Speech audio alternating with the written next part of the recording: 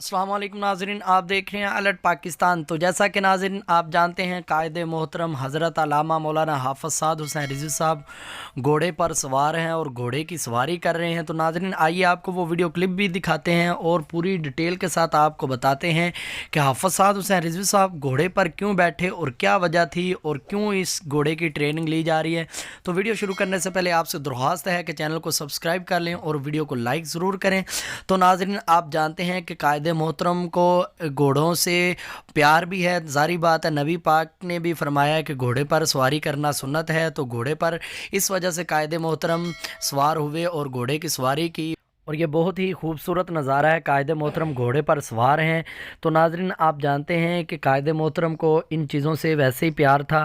कायदे मोहतरम का दिली भी शौक़ था कि मैं घोड़े पर सवार हूँ और घोड़े की सवारी करूँ। दुनिया को ये दिखाना मकसद है कि अल्हम्दुलिल्लाह हम सब कम जानते हैं और अल्हम्दुलिल्लाह जो हमारे सहाबाए किराम करते आए हैं हम भी वो काम कर सकते हैं। तो नाज़रीन आप वो वीडियो क्लिप देखें और हाफ़िज़ साद हुसैन रिज़वी साहब का खूबसूरत नज़ारा देखें घोड़े पर।